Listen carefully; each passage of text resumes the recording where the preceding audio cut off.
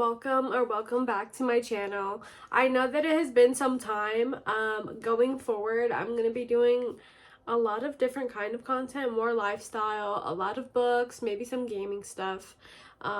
Instead of just hauls. Hauls were not sustainable, and I want to try and put more of myself into my videos this time. So I'm coming to you with a February reading wrap up. Let me preface by saying that this is my opinion. Since I'm not going to argue with you about books. Like, if you don't agree with my opinion, that's fine. You know, everybody has their own cup of tea. So I had a couple of hopefuls. If you follow me on TikTok, I posted my hopefuls on there, but I will be going over just kind of rapid fire and reviewing the books that I read this month without any spoilers. So let's go ahead and get into it. So the first book that I read this month was Two Little Girls by Laura Jarrett, and I read this one mostly in an audiobook, so my physical copy is kind of untouched. This was a 5-star read. It's like a mystery thriller. It's about a mother who is on the way home from vacation with her 2 little girls, and she ends up getting into an accident and swerves into a lake. She can only save one of her daughters, and she has to make a decision. The rest of the story is what follows after the accident. The mom is suffering from amnesia, but little by little her memories start to come back to her, and what really happened that night starts to resurface. So I'll just leave it at that. I won't spoil anything, but this was a very good read. I definitely loved it. It was very emotional. It deals with loss. There's grief. Laura Jarrett did an amazing job at writing the grief in a very realistic way. Grief isn't linear. There isn't a handbook, and it affects people differently and at different times. And the way that she wrote the characters' grief, it's beautiful. It's beautiful. It's obviously very sad, but it's very realistic in the point of view of a mother who had to choose between saving one of her 2 children. That's not something you would ever hope to have to do. You know, like, you bring a child into this world and you hope that you go out before they do. In a perfect world, like, that's what's supposed to happen. She wrote it beautifully. There was a little twist in there.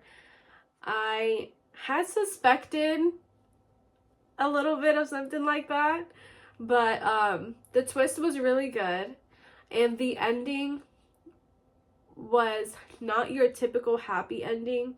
It was a very beautiful and realistic ending, and I really just loved everything about this book. So this was 5 stars for me. The second book that I read this month was Caraval. I really did like this one. I rated it about 3.5 or 4 stars for me. It was a very fun, fast-paced, and enjoyable read. But there were a couple of twists that I had already predicted would happen, and so that for me kind of just like took the element of surprise. But I'm a person that seriously overthinks when I read books. I always try to consider every possibility. So maybe that's just my own fault. But otherwise, I really did love the characters. I love the banter. Like, I love the imagery. She is so good at describing. I love the imagery. She's so good at bringing that world to life, and that's what made the book so great and enjoyable. The lines between reality and what's just the game definitely blurred, but when certain things were happening, I was like, this is definitely, like, this is fake. This can't be happening, because how are you going to go ahead and kill no. How are you going to kill that character? I don't think so. No. But this was really good, really enjoyable. I am reading it with 2 other people, so I kind of slowed down and I didn't read the second one, which is Legendary, but I hope to read it in March. The next one on my list is You've Reached Sam. So I kind of went into this hoping to get a good cry. I was hoping for something along the lines of like 1,000 boy kisses.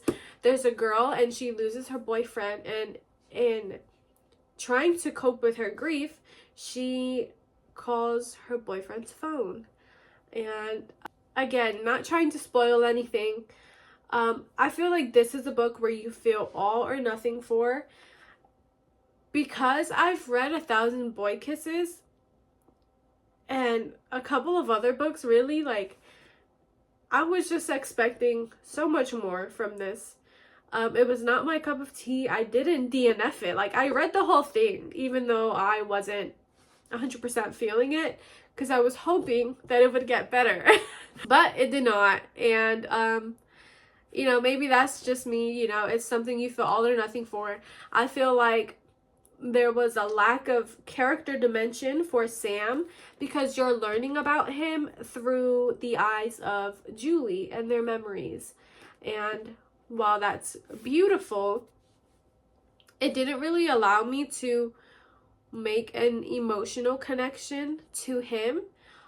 Also, through the memories, I feel like the whole time I was waiting for the moment where you could see that they were in love. Like, you could feel the love.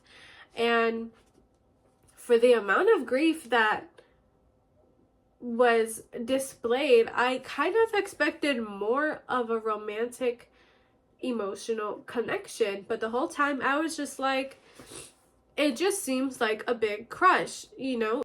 It didn't feel like they were actually in love to me. So that's also why the book fell short for me. I know a lot of people will say that Julie is unlikable and she's selfish. And while that may be true in certain parts of the book, again, she's grieving. And I think one thing I can say, Dustin Fowl definitely wrote like the controversial part of grief. You know, grief is not always healthy. You know, grief can make you selfish and inconsiderate and angry, and those parts of it were definitely displayed. Again, it was realistic in that standpoint. Did it make her a little bit unlikable? Probably. But yeah, the only part that really did anything for me, I shed a single tear, was like the last page. If you read it, you'll see why. Like, Sam had left her a final note or whatever. And yeah, otherwise I didn't like it. I'm sorry if you love this book. If this is your favorite book ever, I love that for you. Like, I'm so happy you enjoyed it more than I did. That's so great. This just didn't do it for me. So that was actually my first 1-star read, and I've never rated anything 1 star. I'm not a picky reader. I usually love everything, even if I can tell like there's a couple of plot twists that I know are coming or that I've anticipated. Like, that's fine. You know, I know that I'm an overthinker and I try to think of every possibility, so I expect that to happen to me. But I've never felt so disconnected from a book. And yeah. The last one that I started to get into towards the end of February was 1,000 Broken Pieces. Now, this is the second part to 1,000 Boy Kisses. And I read that last year, and it left me in absolute shambles. It left me in pieces. About 10 pages into that book, like, I was crying, sobbing, like hyperventilating, crying. It just left me, it ripped me to shreds in the best way. But all that to say, I couldn't pick up the second one for quite some time because it left me so emotionally distraught. So I decided, after reading You've Reached Sam, to pick this one up, because I read this with the intention of getting a good cry, right? That did not happen. So I was like, you know what? I'm gonna do it to myself. Let's just read 1,000 Broken Pieces. Now, this follows 1,000 Boy Kisses in the view of Poppy's sister. I have a sister and I have so much love for her.